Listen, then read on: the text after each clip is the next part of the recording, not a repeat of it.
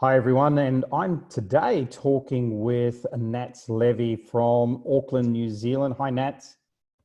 Hi, kia ora. Good Kia morning. ora. Yep, kia ora.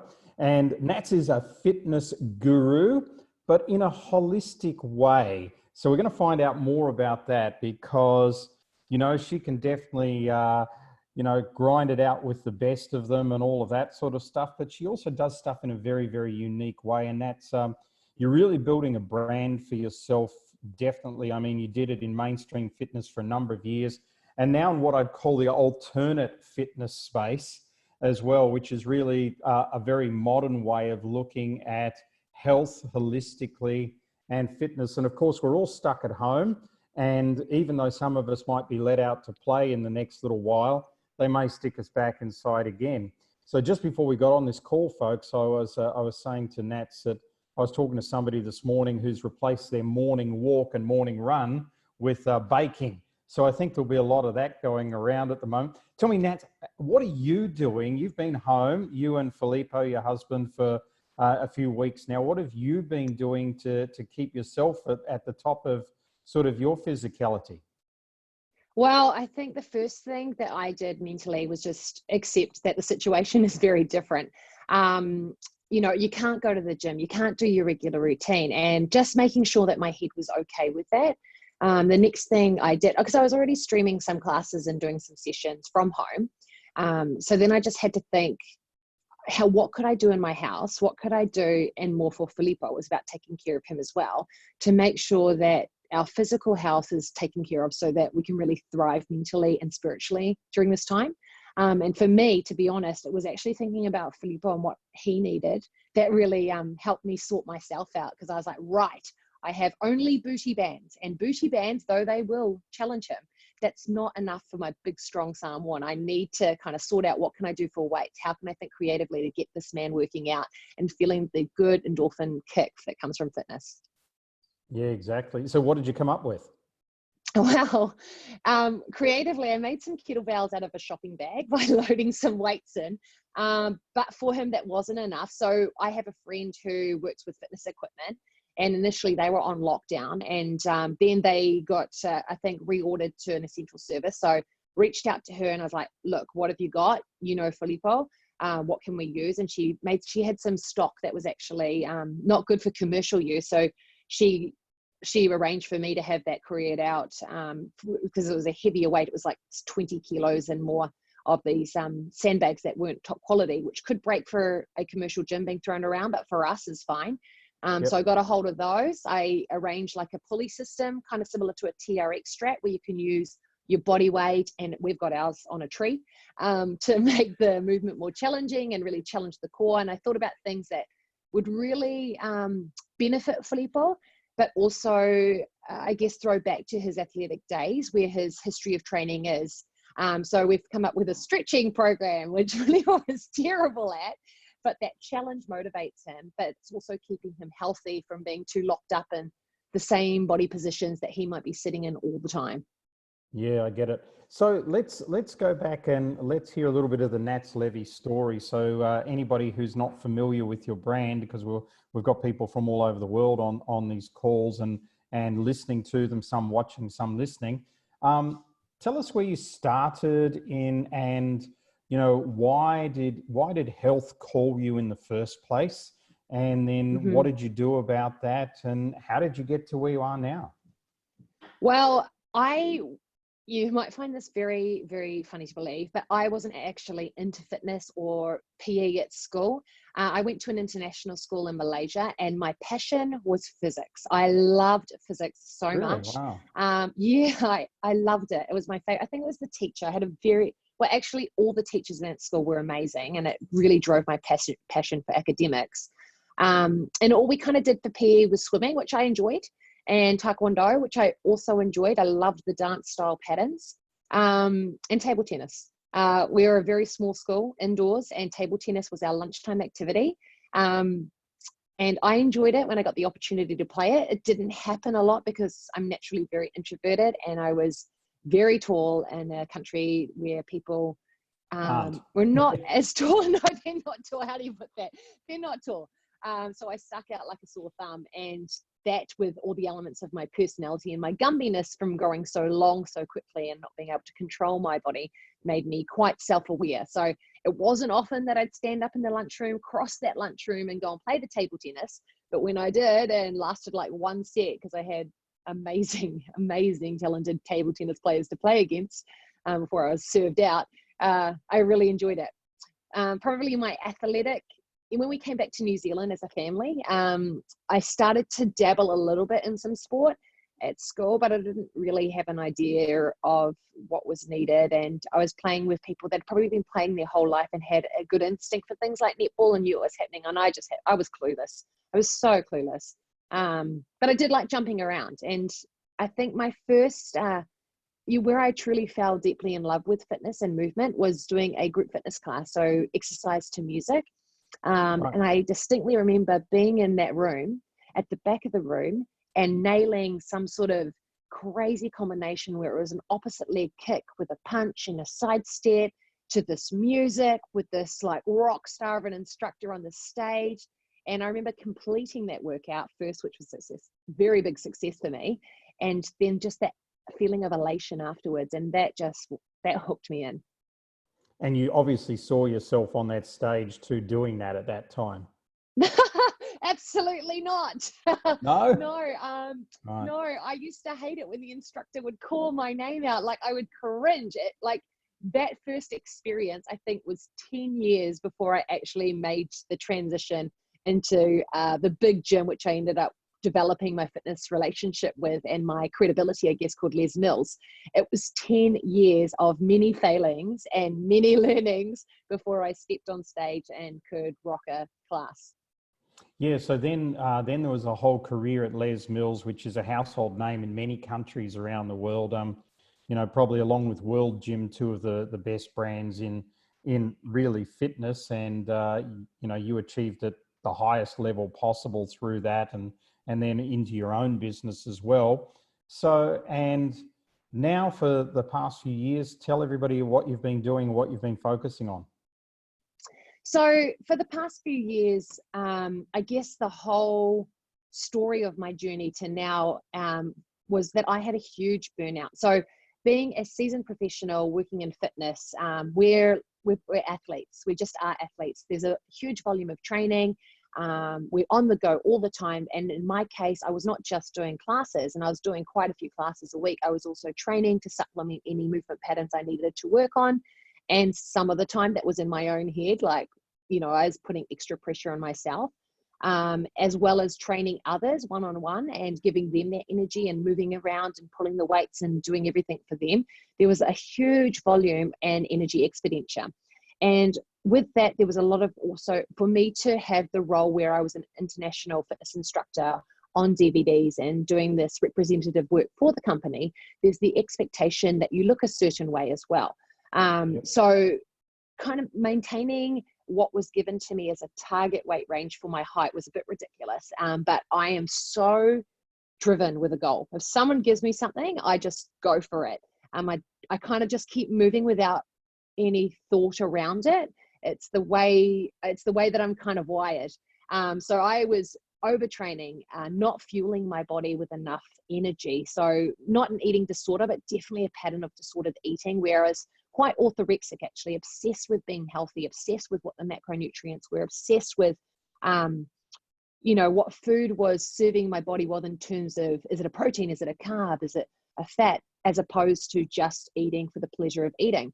That with a lot of stress, I lost my menstrual cycle, and I ended up in this position in the syndrome known as female athlete's triad, which is actually quite common now within the commercial industry, because a lot of gym members and gym goers are just following the people that influence them.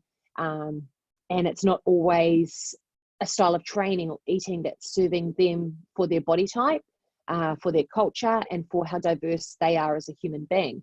So that burnout was absolutely awful at the time. It's been reclassified now to reduced energy syndrome because boys are going through this as well. That was terrible because it wasn't just the physical ailments. There was a whole mental side to it as well. So when your hormone system isn't working properly, your brain doesn't work properly. So I felt like I was in this haze and fog, and I just couldn't think clearly. And I was operating on the daily, but without being present in the daily. And actually, my cat, who's passed on, Arnie, I loved my cat so much. He was just a ginger mongrel, no pedigree, nothing like that. He bit me on the leg one night. Wasn't his fault. He was sleeping on our bed, and I rolled onto him, and he's a tiny cat, and this massive leg was coming down on him. He bit my leg, and it ended up turning into cellulitis. And that case of cellulitis forced me to stop. It put me in bed for 3 weeks, and it made me question, what am I doing with my life? And that was the pivotal moment where I thought, you know what? My story is worth sharing. I can't keep doing this another week, let alone another year, let alone another 10 years. I need to change. So I changed. And that started with writing my book. So I wrote From Fat to Fierce, which is a guide. It's about my story, but it's also about helping people identify who they are as a diverse human and what they should be doing for their body type in terms of training, nourishment, and even restoration, because we've all got different energies and we all restore differently. And I think lockdown has definitely proven that. So that was the start of it all. And from there, I've just been scaffolding different business offerings and different products that I am passionate about, and that kind of serve that whole, I guess, wellness idea and the diversity of health idea. That's my value. And yeah, so that's it. And now it's fantastic. just, it's going well. So I'll let people know in a link attached to this where to get the book as well, because I think it'd be very useful for people if they can pick up a copy of From Fat to Fierce, which is one of the posters behind you on my right. Yes, it is. So not the giant woman. No, not the other one. So the other one. I'm interested to find out about, because you went through that stage because you were so passionate, and you became non-conscious to the point where Arnie the cat had to sink his teeth into you, which actually had this amazing effect, which got you to in many ways heal your spirit in many ways, because you were just so driven, like a lot of us are, and it, for some of us it's health, for others it's a business or an idea or a job or a something. So now, with the benefit of hindsight and everything you know now, how do we as human beings keep that conscious balance of eating well and being within health without becoming, crazy about it, or reading every substance on every packet and all those sort of things? How do we do that in the modern world? Yes, well, in the modern world, the most necessary thing is to come back to that instinct, which is often the softest, quietest thing that you won't hear because of all the noise that's happening in your regular daily. And as in my case with my spirit animal, Arnie, it takes a shock to get you out of that routine. So times like this, lockdown, COVID-19, it's a shock. So your body will be talking to you right now about what needs to change. It'll be like instinct will be louder than ever because none of the other noise matters anymore. So for example, you talked about the lady who loved to run and now loves baking. There's something in that baking. You said that her partner loved the baking. There's something about her wanting to show that love to the partner. There's that instinct, that nurturing. Listen to that. We've all got it. So for example, me, I needed to take care of Filippo. That's always the driver in my training. When I'm training strong, I lift my weights heavier, not because I want to, not because I think, oh, wow, the athletic prowess of me. I think if my house was on fire and it was up to me to save my dog and my husband, I have to be strong enough to drag that 120 kilo body out of the house. That's what drives me, taking care of others. So your instinct, your natural instinct will be talking to you now louder than ever. And yes, you're going to get cravings. There'll be things like, I want to eat dark chocolate or chocolate, and there's something in that. You maybe want the magnesium because you need to rest and restore. Magnesium is a great mineral for that. It will relax the body. You just kind of have to come back to what that body's trying to tell you and kind of work backwards. Okay, like I feel like this, it's a crunchy taste. it's a salty taste. Why do I want that? What perhaps is my body lacking and needing in this situation right now? In movement, like a lot of people are doing pockets of movement at the moment. If, you know, their regular routine has gone out of whack, you can't train out. Well, maybe some of you can, but a lot of people are struggling to do an hour workout in their home when they manage to do like an hour and a half fine in a gym center. Listen to that. Pockets of movement, so little bursts of energy throughout the day, going to lift your endorphins and be mood elevators. And perhaps that's what your body wants at this stressful time. Yeah, great. So there's little instinct cues. You must be in tune here, because I had 2 blocks of dark chocolate about an hour ago before this call. So I must be craving magnesium. And Lundy, my partner, and I are thinking of going to the balcony for the weekend. So that should be fun. And fresh air. We can't even go to the gym in our building because that's out of bounds. So you know, I think a lot of people are facing this sort of thing. So let's get it real, because you know, life as we know it has changed, and anybody who thinks it's going to go back to entirely the way it was, I think is really, you know, not been awake for the last couple of months, because lots of stuff's going to change. I think, you know, gyms could be definitely one of the downsides, because people are going to say, gee, if I go to a gym with a lot of other sweaty people all huffing and coughing, is there a chance of me getting something there? And will I get strain 2, strain 3? So we've got to come up with other things, offices and everything the other way about that. So I'm interested in Nats Levy's top 3 home health tips, exercise tips, diet, general well-being, holistic, anything. So imagine, Nats, that the listener is just going, I have no idea what to do. I'm stuck at home. You know, with a bunch of people I don't know that well, called my family, because I never see them, but now I do. And I want to at least be vibrant and feel like I've got some energy. What should you do? 1, sleep. Sleep. It's the biggest healer in the body. So don't feel bad if you're having longer phases of sleep where you want to nap more often. It's your body trying to restore and replenish itself. So do listen to that. Number 2, if you have access to a window, put your forearms or your feet out in this direct sunshine for 10 minutes. So boost those vitamin D levels. It's sunshine. You know, it makes us feel alive. It starts a whole process of chemical reactions within our body, which will make you feel better. And I'm not saying go out and sunbathe in mid sunshine at 12 o'clock during the day when, you know, the UV's at its strongest. I'm not saying that at all. I'm saying just 10 minutes, expose your forearms or your calves, bit of the area of your skin, so you can boost those vitamin D levels. 3rd thing, water. Drink water. We are mainly composed of water, and you want all those chemical reactions to happen. And so without those 3 bases, movement's just, movement, it's great. I love moving. It's a borderline addiction for me. Well, no, it is. I'm a reformed addict. But if you don't have those other things right, it's just a distractor for your true health right now. If you're nailing those 3, then I would say whatever the movement is, do some movement. Don't be prescriptive. Don't put rules around it. Just move. Whether that's cleaning very furiously, and some of you type A detail people will love that. Go for it. It's lots of body patterns, lots of primal movement patterns in cleaning. You've got to bend, you've got to push, you've got to pull, you've got to hinge, you've got to twist. You've got to get in all those nooks and crannies. The thing that I love to do is dance wildly.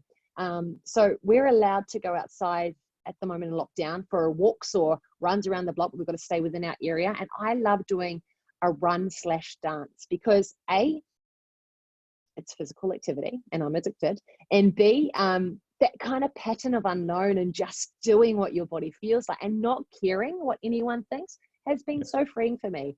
Filippo is not quite with me on that. He often cringes and walks the other way, but I'm really enjoying it. And you can do that same thing in your lounge room. You don't have to be outside to do that. Put on your favorite song. There's no judgment over what your favorite song is. Move in a way that music talks to your body. There's exercise. There you go. That's fantastic. And I know Lundy, my partner, she does exactly that. I mean, the music gets cranked and she dances and, it's combinations of moves she knew when she was a dancer and crazy stuff to just keep moving. But Nats, it's so funny because whilst putting together this series of interviews, I've interviewed, ex-US senator, head of a charity, a leadership coach, a relationship specialist, the greenest man on the planet, et cetera, and you, and a host of other people. There hasn't been one person yet who has said that anybody should be doing anything difficult or not that their heart and their physicality is talking to them about.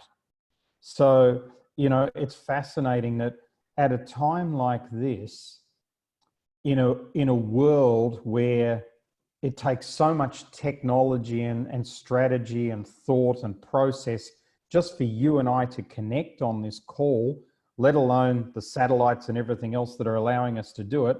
But fundamentally, our basic human needs are becoming more basic. And I think that, I loved your advice. I really loved your advice. I think it was fantastic. I mean, I know my good friend Don Tolman used to say, if you're ever in a bad mood, just go for a walk. It's impossible to be in a bad mood after you've been for a walk. And I actually tested it a few times, and he's absolutely right. So this fundamental stuff is great. Now, I'm not sure what it's like in New Zealand, but I know in some countries, and I've definitely noticed it here because we're in South Africa at the moment, not everything we want is available at the supermarket. So, for example, one of the things we can't get is fish. So we can't get fish. We can get smoked salmon, but we can't get a fresh fish. Vegetables, the certain ones that are missing, the ones that are there are really expensive. So I think people can't get even what they want at the moment. So what would you say if we shift the conversation to diet? What would you say that people need to focus on now? I mean, it's been great for us being locked up because we travel so much. We're both actually losing weight.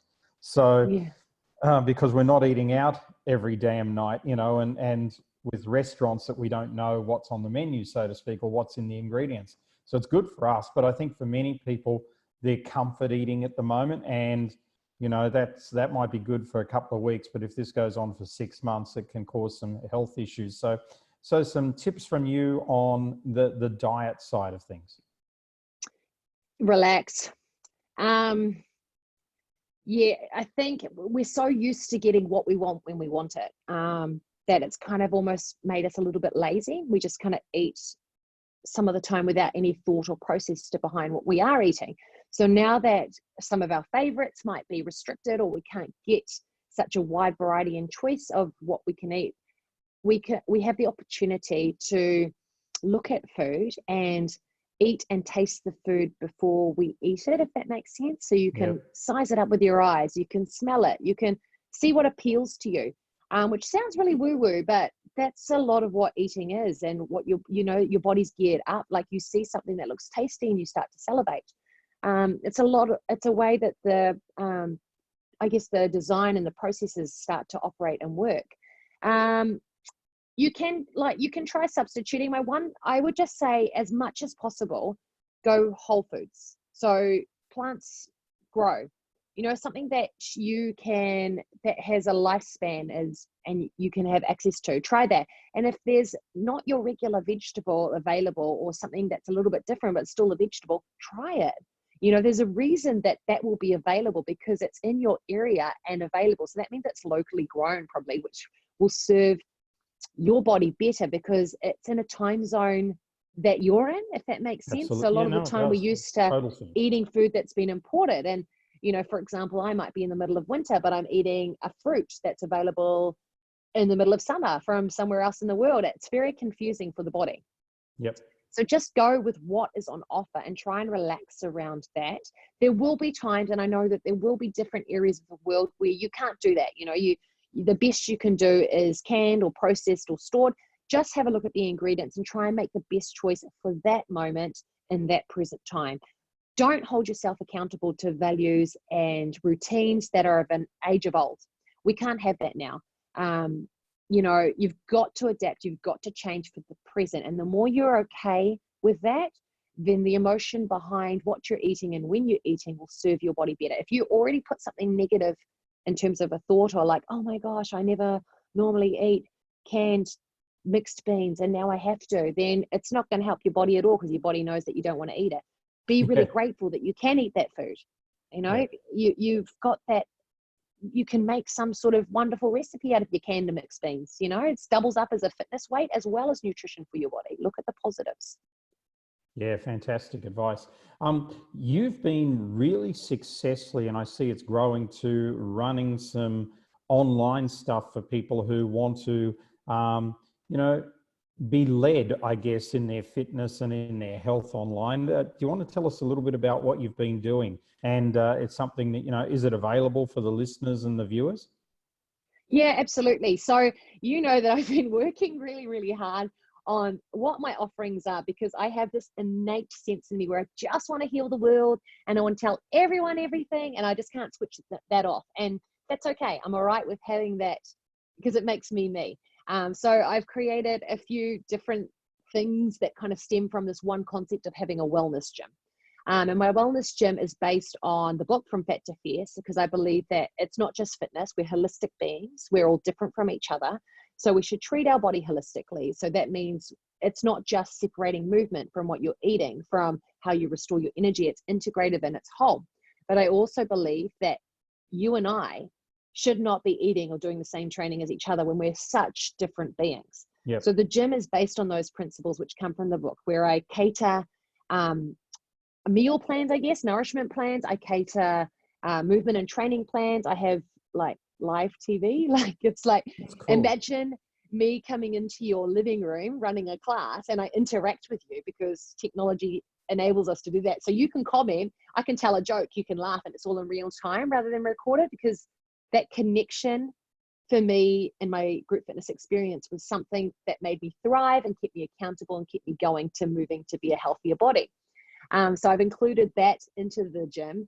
And then for those people that do want it, I've created more premium and platinum packages where I do a concept known as Dutch testing. And Dutch testing is a hormonal test where it takes a dried urine sample and it looks at your metabolites and what's coming out of your body, so that I can then go back, kind of, I guess you kind of go back from that test results to say, well, for example, your body is too high in androgens or testosterone. So why is that happening? What sort of training would serve you well now? Or I can see that your insulin regulation is not great from this dried urine sample. So we need to make sure that the carbohydrate or the sugar intake for your body is as stabilized as possible for you to get the best results, because otherwise you're going to continue to put that weight and that body fat, not necessarily the weight, that's the wrong word, onto your hips and around your stomach, and you'll feel like you're out of control. But all it is that you're not listening to your body. You're still putting in, you know, those carbohydrates at very weird times of day when your body's saying, no, stop, I cannot handle this anymore. So that testing is, it's been amazing for my clients that are doing it with their results. Just, you know, like that kind of sense of, oh my gosh, what was I doing all this time? And my answer was right in my pee. That's fantastic. Wow. I'd encourage people to definitely do that. Nat, so I want to move now to what's going on in people's minds, which is, right, the third sort of part of, you know, health in my mind, and tell me if there's a fourth or a fifth or a sixth.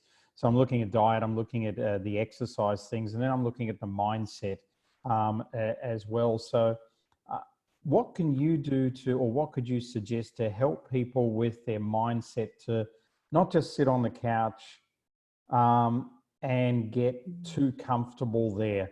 And I agree with you. I mean, we're sleeping more, definitely, and doing all that sort of stuff. We're actually eating less, but that's just, we're doing what our body wants, really. But I think a lot of people can get into a rut, particularly ones who aren't very self-disciplined, or maybe we're always working in an office and now are coming home and for the first time. So any sort of suggestions around keeping the mind vibrant? Yeah, so everybody has a different way that they love to stimulate their brain, and depending on what sort of personality energy you are, introverted or extroverted or a bit of both, and also your learning style. So visual, auditory, or kinesthetic. If you know that stuff about yourself, fantastic, then you'll have a good idea of what you need to do to keep your mind stimulated, because you want it to be stimulated so that you can grow. Like, this time doesn't have to be just about surviving. It can be about thriving as well.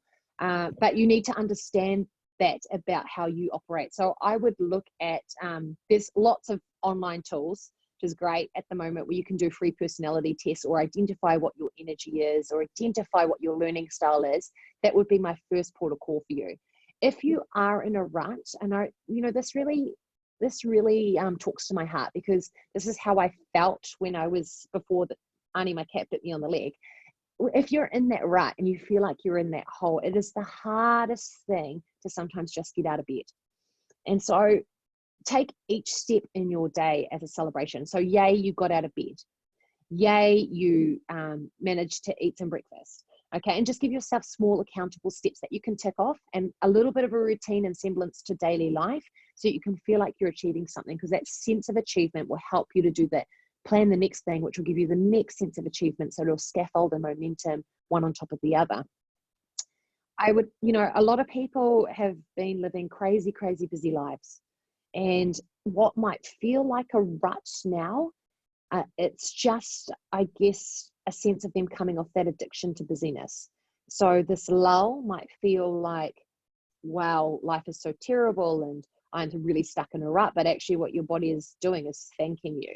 I used to confuse, because I was always hyped up on exercise or coffee or something, or noise in the gym and lights or something. I was so hyped all the time. When I was actually in a state of relaxation, I thought that was not relaxation. I thought it was like, oh, wow, like I'm just so tired, or I need some more coffee, because I thought I needed to be hyped up all the time. I was so addicted to that brain chemistry that was happening. So recognize that perhaps you're not in a rut.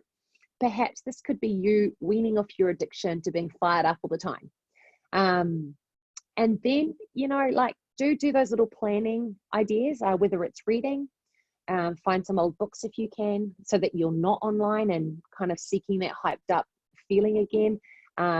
Filippo, my husband, has been doing a lot of reading, like just pulling out all these old books. And I'm not doing that. I like to move, so I'm dancing around in my runs with my dog outside doing crazy things. But Filippo's really thriving because he's learning, and he's rereading some books, but he's getting a different angle from that same material. Yep, I get that, and it's I think that's fantastic. So one of the things that has happened in our apartment block here is they've now set up a library in the gym. You can't use the gym because it's it's off limits, but it's now a library. So I think, reading and cleansing the mind and watching some good YouTube documentaries, summits, et cetera, is just a fantastic thing to get there. And I couldn't agree with you more about this is not a rut. This is actually you slowing down for the first time ever. Nats, do you know what I have done? Sorry, you made me think of something. One thing that this clarity and this lull in time has done is made me come back to dreaming. So not just when I'm sleeping, but I am intentionally, this is what I was just like, oh, what am I doing? I'm doing this. I'm intentionally visualizing what I want my next day to look like, what success I want in a year, what success I want next week, what I want our lives to look, feel, taste, smell like. Like, I'm sensory kind of imprinting that in my mind very proactively, which sounds a bit woo-woo, but that has worked. That has been so good for me. And I would not have done this pre-lockdown life. Like, I would have thought about it, but there's no way I would have done it. But I actually now look forward to it. It's like creating my own movie and watching my own movie before I go to sleep. And I tell you what, it's the power of what you put out, because some of the things that I was dreaming and thinking about a week and a half ago have happened this week. It's been quite crazy and mind-blowing. So, give that a go. Play imagination games, because our minds are so powerful. Yeah, they certainly are. It's a beautiful way to finish up. I want to thank you so much for being on the call today. And folks, check out Nats's books, contact her and get on one of the programs, because you know, you want to use this time really well. And I think she's got some fantastic ideas. It was really, really valuable for people. So thanks so much. Whawhete lava, Mike. Thank you.